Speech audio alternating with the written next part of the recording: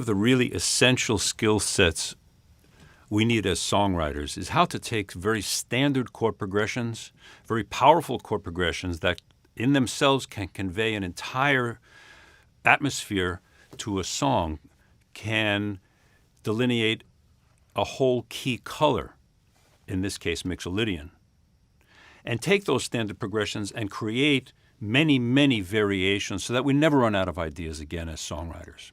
In this clinic, I'll show you the rhythmic tools and the pitch tools that you can use to vary any chord progression to create something very distinctive for your song.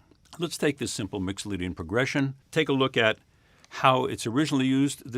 One of the versions of this mixolydian progression is in the Rolling Stones song The Last Time, and notice how many measures it takes.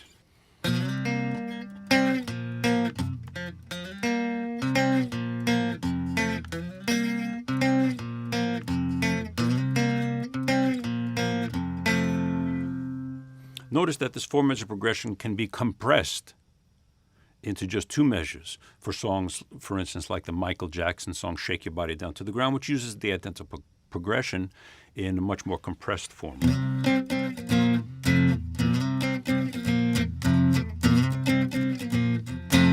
So notice this is a rhythmic tool, taking a long progression and compressing it down. Let's take another standard progression, for instance, the numbers in the major key 1, 6, 4, 5. In C major, they would be C, A minor, F, and G. Now you could create your song on that standard version of the progression, but here are some of the rhythmic tools you can use to transform that progression. One of the rhythmic tools is to take those simple chords, C, A minor, F, and G, and change the order. For instance, here's a version that starts with A minor, G, C to F. So you see it's the same chords, but they've been shifted around. And when we take that and we create it together with, for instance, a dance club groove, we get the Tayo Cruz song Dynamite.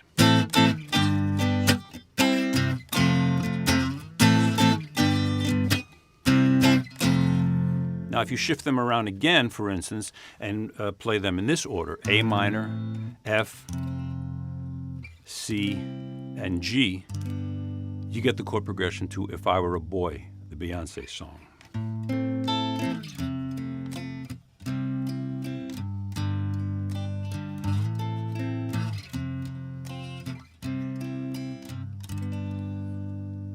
Notice, by the way, I'm changing the order of the chords and framing it in a different tempo with a completely different feel.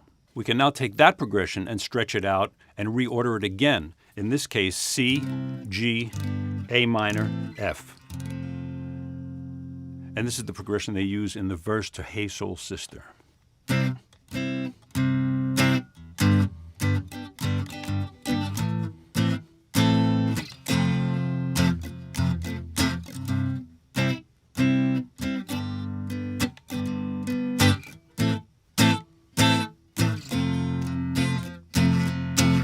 You can now reorder it again, stretch out the progression, and you get a very nice 4-bar loop that they used for the entire verse, pre-chorus, and chorus of Payphone.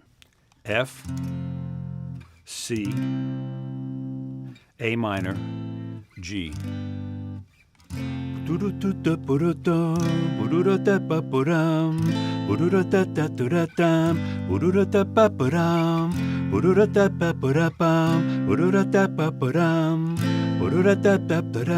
All of my bridges.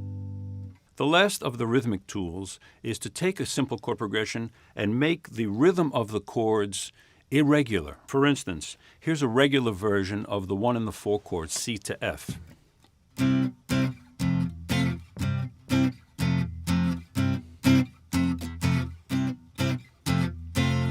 This is the chorus of Ain't Too Proud to Beg, the Motown song made famous by the Temptations. Here's the verse to it. Notice that the verse takes the same progression, and instead of playing 2 beats on each chord, it plays 6 beats on the first chord and 2 beats on the second chord. And it sounds like this.